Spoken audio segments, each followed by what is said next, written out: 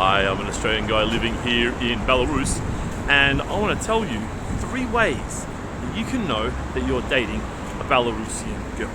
The first way is her presentation, especially here in Minsk, the capital. She will probably be very slim. She will probably have long, straight hair, and she'll probably dress very well in a way that makes her look very desirable and attractive.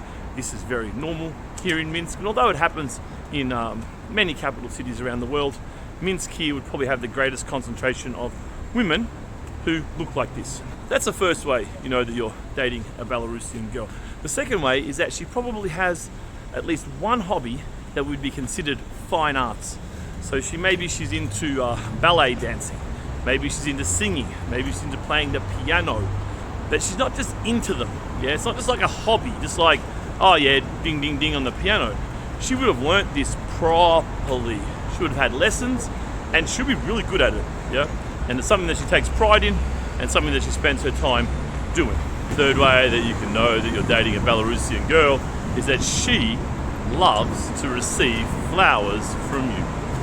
And us guys are all talking about this, trying to work out why is this the case so much. And there's a number of reasons behind it, but for this video, all we need to know is that Belarusian women really love flowers. And if you're a Western guy and kind of romance and this kind of gender roles, whatever you want to call them, have all been kind of eroded or mainly eroded. For us, we've been trained to think this is kind of a weird thing as well, but here in Belarus, it is not a weird thing, and women here really, really appreciate flowers. I'll tell you a story. A friend of mine who is a Chilean guy, right? He was working in a country called Venezuela, can you imagine? And he met a Belarusian girl in Venezuela. They were working for some kind of, I don't know, translation, whatever. Anyway, they got together, they came back here, they had a child, they lived together for, I think, 10 years. And 2 things about flowers came out of this. One is that every Friday, my Chilean buddy would buy a whole lot of roses, yes, red roses. He would take off the leaves, pluck them off, right? And he would write something in Spanish, like I love you, amor, something, right? Every Friday. Now, I know all the Western guys watching this are like, man, maybe on Valentine's Day, that's it, right? I can hear that response, but he was doing this every Friday. Now, indeed, he gave her flowers, I think, weekly aside from that as well. And they recently split up, and we were talking about it, he and I, now kind of broken English-Russian chit-chats, and we're talking about it, and he's like, I don't know what happened. I mean, I was buying her flowers every week, you know, because he's learned here that this is really, really important. And the first thing that he pointed out that he was doing as his kind of manly duties was buying her some flowers. That just kind of rammed home the point to me. It's like, okay, you've been here 10 years and this is what you're talking about, then obviously it's very, very important. And certainly everything that I've seen and discussed with other guys here reiterates this point as well. Here is a little bit of B-roll coming at you. It's going for a stroll today. This beautiful September afternoon, late September here in Minsk, Belarus. We go for a bit of a wander. We're down near, kind of near Ploshka Lenina. Just getting past the main train station here, which you may know. And head this way, we'll turn right and walk up towards the university there, and then past and through Mark Street and up towards Oktoberskaya. Should be a good 15-minute walk maybe. Got myself some flowers here, check that out. And we go for a nice stroll. Definitely one thing I notice when I go to more crowded and cluttered cities. I do miss the ability to just kind of walk around. Lots of room, pleasant conditions, there's never much noise pollution or any other kind of pollution. It's kind of clean. Clean air, very walkable, set up for you to walk around. Of course,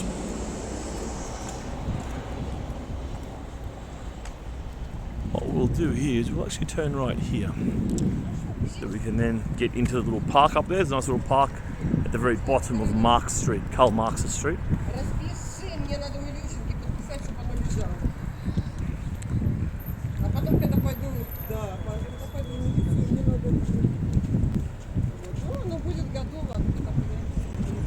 on a mid-afternoon, maybe 3:30 on a Wednesday today, so fairly light foot traffic around, mainly students coming up from the university. That's the university just there, and also the building, adjacent building further up. It's the same university. Some young people in there learning economically useful things, we hope.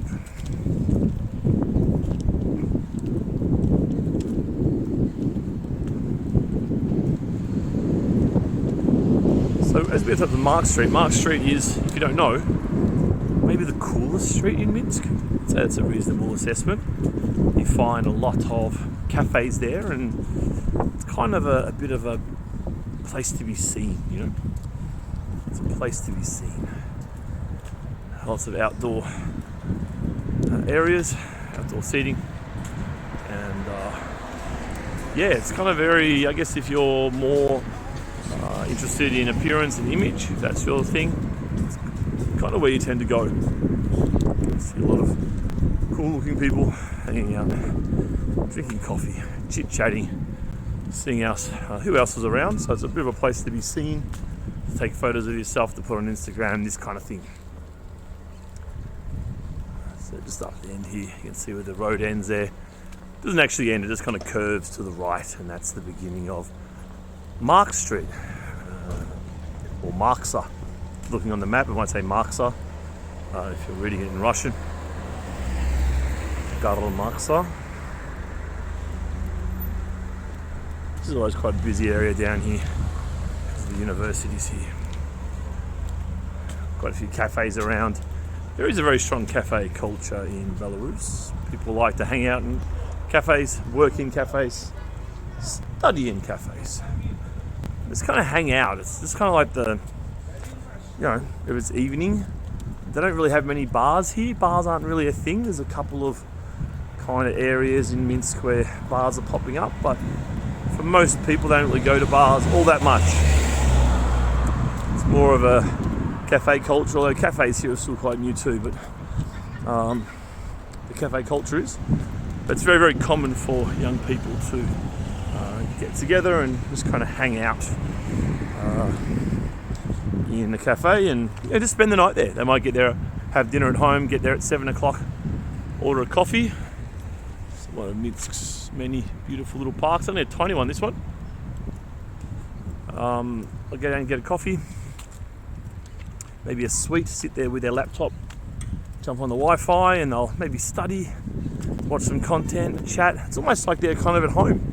It's like you're kind of at your friend's house, but you're not. You're just kind of at the cafe and kind of hanging out, chatting a bit, studying a bit, working a bit. Again, watching some content. All the above.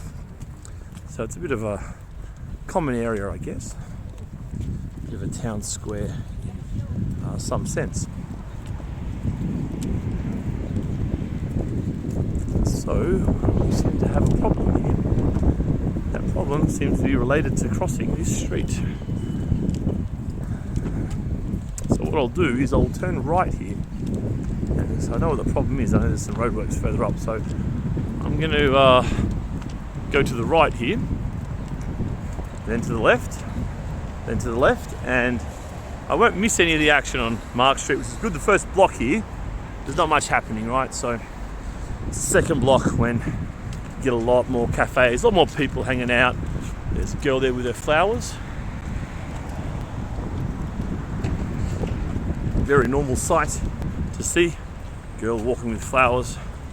Maybe given the time of day they were delivered to her workplace by her boyfriend or her husband or maybe some other orbiting male in an attempt to win her affection, which is a fairly common strategy here in Belarus. I'll show you the park as I walk up. It's much nicer than the road there. This is a small park, but one thing you'll notice about parks in these sort of ex-Soviet places is that there's a lot of seats. Like they're designed to hang out in. You know, that's the point of them. We're going to hang out in the park. It's not just for walking through or what have you, but it's literally made to spend time in. So I guess the town square analogy is one that I often use. Should get a bit complicated here if we want to get across without getting wet feet.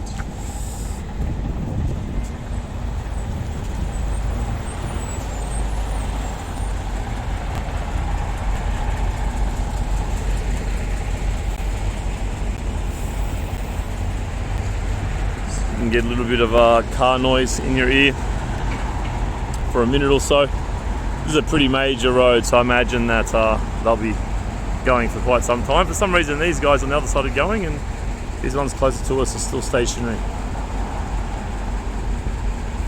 It's a mystery. So what we'll do is turn right. See the electric buses in action.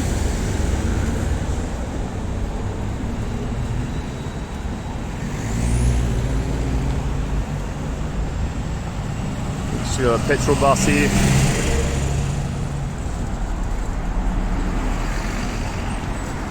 So when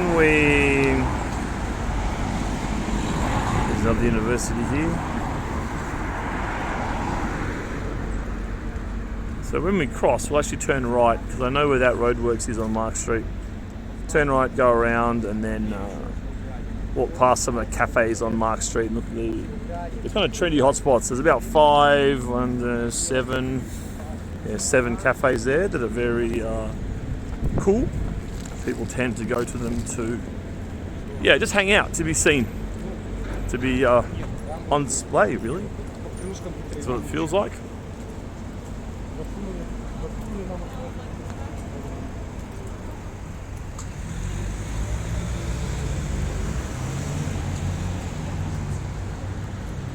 Back down to the train station there. And this over here is where you get dumped by the Mogilov bus. If you get the Mogilov Mercedes Sprinter down to Mogilov and then get it back again, that's where my friend and I were dropped the other day on the way back. You can see the floodlights there from the stadium. Dynamo Minsk, I believe, it's their stadium in the Football League. Didn't go to a football match.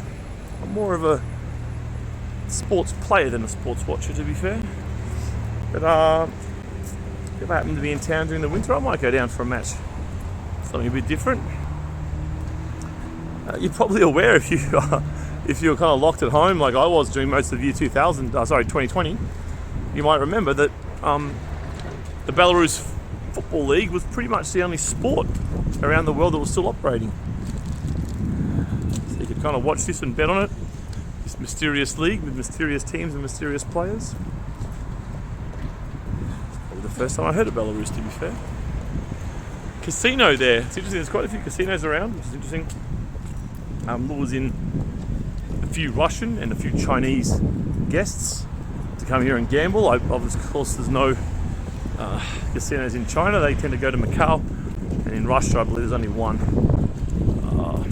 casino in the whole of Russia. So, very common for Russian and Chinese gamblers come to Minsk and try their luck. Some cards and some roulette and other games, of course. So we'll just get back onto Mark Street here. We'll just get up to the crossing. This is, we're not on Mark Street, but we'll run into Mark Street now. We'll take a right, but we'll just go on the other side. The other side is where most of the cafes are.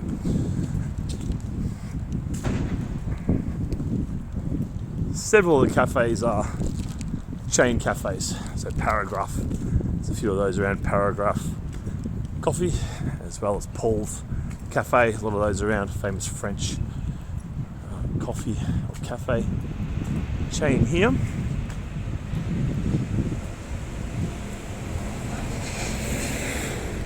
So everyone's pretty much at work at the moment.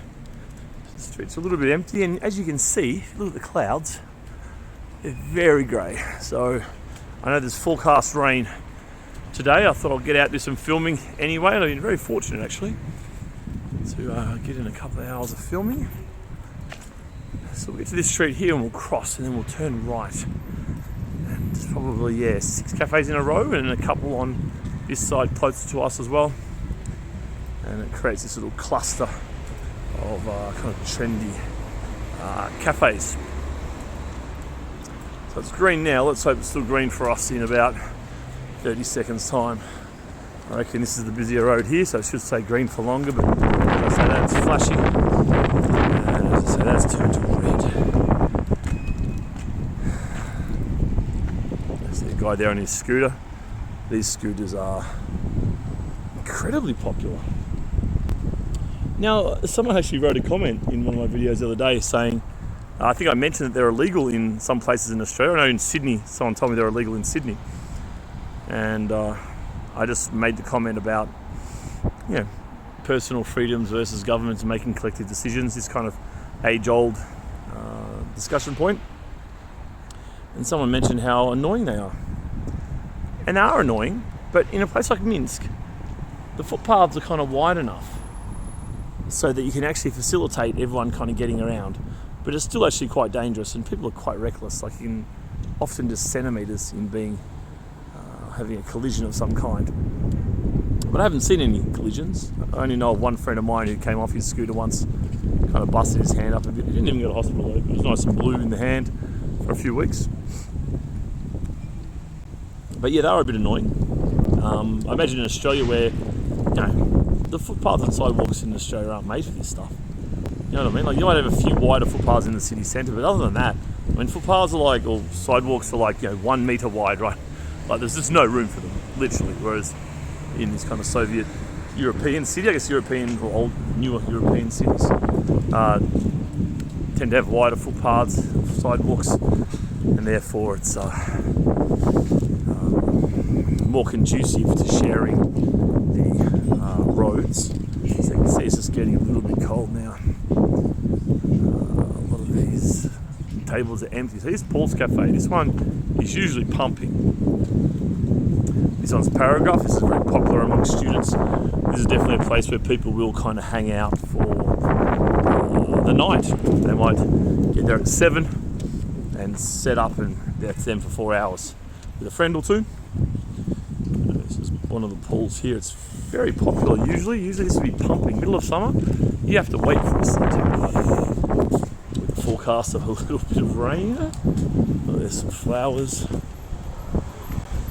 Forecast of a little bit of rain, and just in general the temperature's going down. And as I've probably mentioned to you guys quite a few times, what you do find in Belarus is the moods of people. They're very moody, and the moods of people really drops going into winter, and people just vanish for 6 months. It's the most bizarre thing, actually.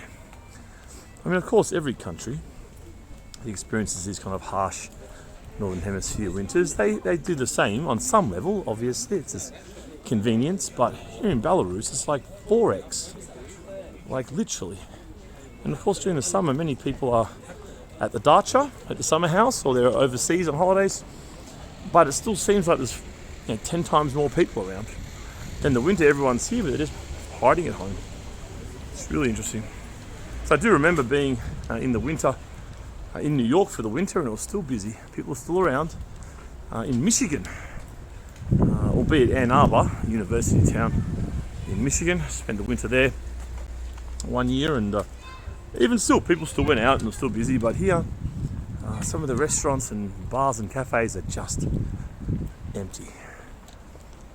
It's interesting to see.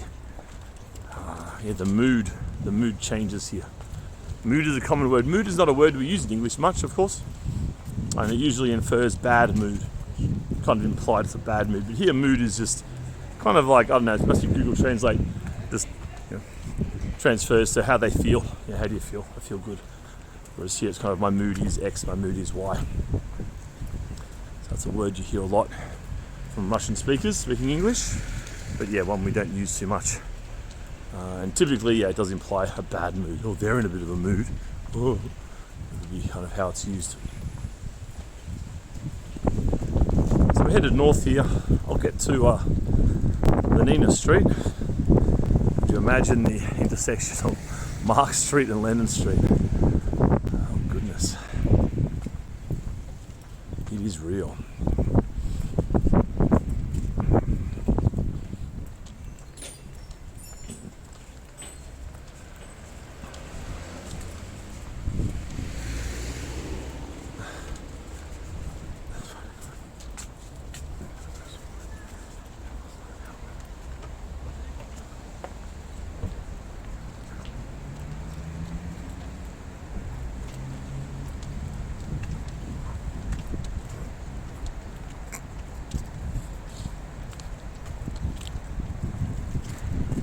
still on Mark Street here, and just up to the left here is a university which generates a lot of foot traffic.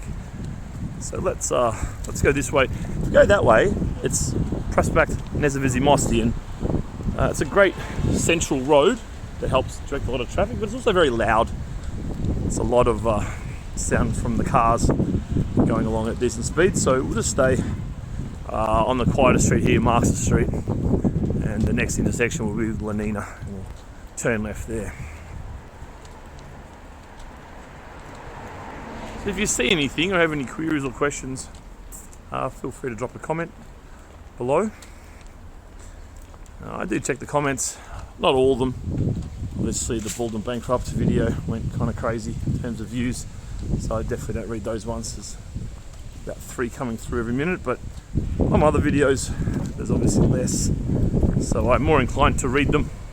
Unless they're super long, then maybe I won't, but there's a really good chance I will, unless my channel suddenly multiplies by 10x. I'll probably keep doing that, so feel free to drop your observations, thoughts, ideas, whatever's on your mind. Because I know that if you're watching at this stage, you probably either lived here or have a close affiliation with the country, either present, future, or past. Otherwise, why the hell would you watch me walking around for 20 minutes talking about random stuff, right? This is quite a major university coming up on the left here. A lot of foot traffic coming in and out. Most of the people on the footpath there would have come out there. A lot of Chinese students there too. Quite surprised to see how many Chinese students are here in Belarus. A lot. Well, that would be the rain right there, I reckon. Felt a couple of drops. We'll brave it for now, and we'll try and get to the metro fairly quickly, because I reckon when it starts it's going to be pretty heavy. It's got that eerie feeling about it, you know, when the wind drops down a bit, you know it's about to bucket down. There's a few drops on the ground there. I can feel a couple hitting in the face there, but still not too bad, so I'll persist. So that was the university there. I didn't quite show you the entrance to that university.